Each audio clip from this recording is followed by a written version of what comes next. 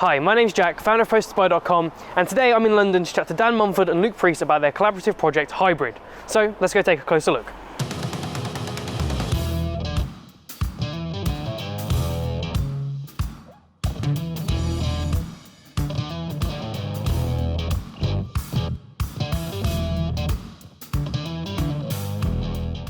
So guys, it's really cool to come down to London today to Dan's studio to talk about your collaborative project Hybrid.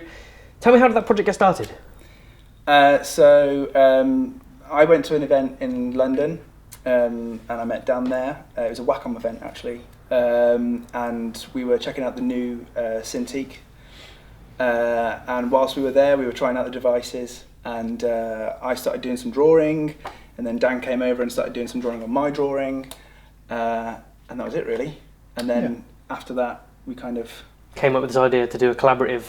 Yeah, well, I kind of said maybe we should do a collaboration, like for real, like a full piece of artwork. And that's something that not a lot of artists do, really. It's not like a common thing that artists collaborate, especially in your kind of world of screen prints and things like that. Yeah, I mean, I actually think a lot of the artists that work in the world were working in a very self-contained, if you will. It's a very sort of solitary lifestyle a lot of the time. You know, I'm lucky I work in a studio with other people because I think I'd go a little bit stir crazy otherwise.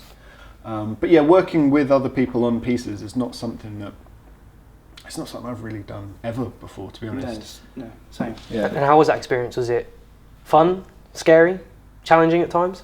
I think all of them. Yeah, all of them. Yeah, I think one of the main things. I think Dan will probably agree with this, is that trying to find the best way to make our two art styles sort of meld together and make one piece of art. Like, do we just split it down the middle, or do we kind of, you know, work on both sides, you know, mix it up that way?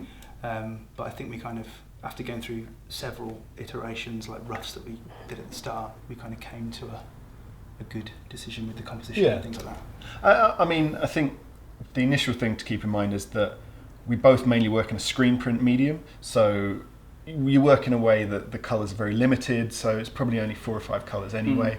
We both work in a way where it's, you know, maybe a dark line work with a few colours underneath. So I think the initial way that I looked at it was we both produce work that has an output that's very similar, if you will.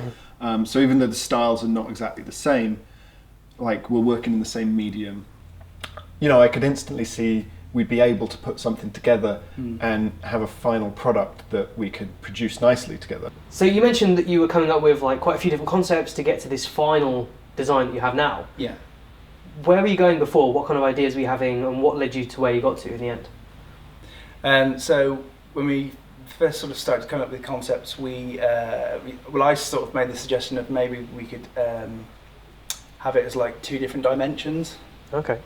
And how we would translate those dimensions was the challenge. I guess that was the starting point, I think. Well, it was really weird. Like we did, because there were 2 different problems we had, I think. Yeah. So the first problem was what we're going to draw, and the second problem is how are we going to sort of put our 2 styles together. So I think it was this quite interesting problem of not knowing what to tackle first. Yeah. So our initial sketches and ideas we threw around were kind of just whatever. They were just anything. Yeah, you know? I think I remember the first sketch. I think I did a sketch of just a figure, and then I kind of spliced different areas of the figure. So it'd be like, you know, Dan might do the head, you know, I'd do an arm, that kind of thing. Then we did like a thing with tears. Yeah. Like dimensions, like tearing through. It went quite wacky, actually. Yeah. It got to the point where we were like, I don't think we can go any further with this. Well, I think it, and I was still conscious of this when we went ahead with the final piece we did. Like, I was worried about too much, like, visual noise, like it becoming too confusing. Yeah, no, I remember that. Yeah. Yeah, I think we did something with glitching, and it was like, no, it's just getting too noisy now. I think it could have become a really complex piece that would have been really hard to like just take in, if you will. Because you've already got 2 different styles merging together anyway. But the final piece, I've seen it, and it's really uniform in a sense, even though it's both of your styles together. I was going to say, if you didn't know, if someone looked at it without knowing that 2 artists actually participated in the piece, they may think it was just one person, which I guess is an achievement with this piece. Yeah. Yeah, I remember a sketch that Dan did. I think it might have been the very first one that you did. Mm-hmm. And it was just like a side profile of a female figure. She was sat on a hill of skulls. Yeah, And her hand was up like that. Yeah. And then you sent that to me, and then I very quickly just flipped it and did my version of it and had them facing each other. Oh yeah, yeah. Remember that? And the final piece that we've done, I see it as being kind of that image but tighter. I think what was interesting is we were playing with all these weird ideas of like different dimensions and things tearing through, and like, oh, I'd have like red streaks through your blue image and all this sort of stuff. And then it was like, we haven't even come up with a composition yet. Do you know what I mean? No. We were trying to come up with these crazy ideas, but we haven't got a composition. I think after maybe a month or so of going back and forth, we just sort of went, why don't we really take it back to just the idea of a nice composition. That was kind of the first starting point for what we ended up doing. Yeah. Finally. I think it was trying to play on our strengths as well. Mm-hmm. So like, you know, you're good at drawing clouds and snakes and skulls, and I'm quite good at drawing people. So, which is something actually you've mentioned to me before. Yeah. You don't like doing so much is drawing faces. That was also that was kind of a conversation, wasn't it? It's like you were like you can draw the female figure. Yeah. Well, I was like, if we're going to have a face, I don't want to do the face. Yeah. I'm not doing the face. You can do that. So during this process, you would edit the PSD, upload it to Dropbox. One of you would download it and carry on editing it. Was that experience easy, difficult? How did you find that? You want to go first? You know, it was fine. The way we kind of, how did we go about it? We just created a folder, whacked it on Dropbox.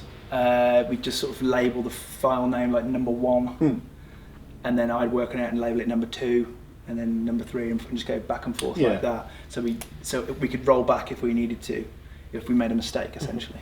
Yeah, it was quite an easy way of doing it. Easy, you know, yeah. Because you know, I think also having something like the cloud and Dropbox, whatever, it makes it quite a versatile way of working. You know, it's very easy for us to go back and forth, and you know, we've got versions saved here and there. So I think we also we'd mapped out kind of where I was drawing and where you were drawing in the rough, and actually you were very good at masking off areas. You know, I don't really do that. I'm normally just working like 4 layers and they're my colours. That's kind of it. Yeah. But you had a lot more stuff like carefully.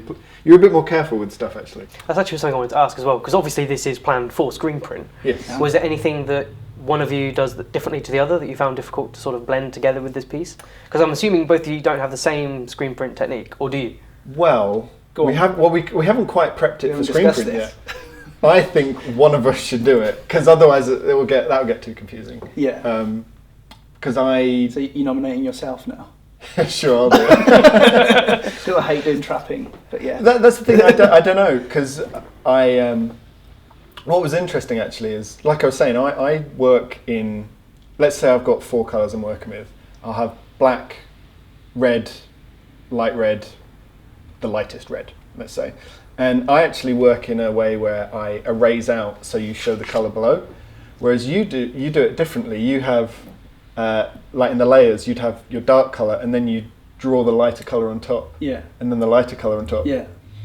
I was building it up. Yeah. Whereas I go the opposite way. Okay. So I just erase. punch it all through at the end. I mean, but I'm basically doing that beforehand. Okay. Yeah. It was just really weird to see that. I was like, I guess it makes sense. And what do you guys think so far that the reaction will be to this print?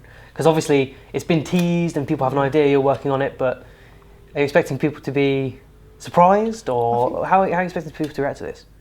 I don't know really. You know, I don't know. I've thought about this. Yeah. It could go.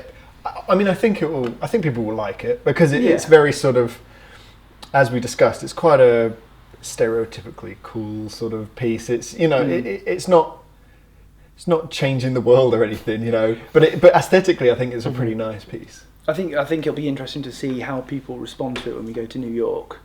Because obviously we're going to be at New York Comic Con, and it's all comics and films and things like that, and this isn't really attached to any kind of property.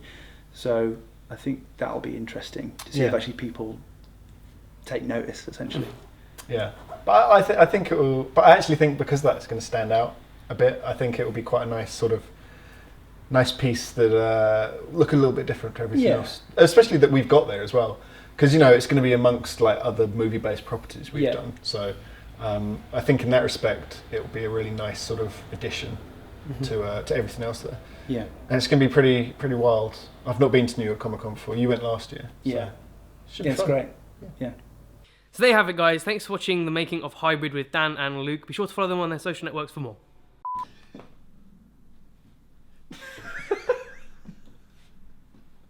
Is that good?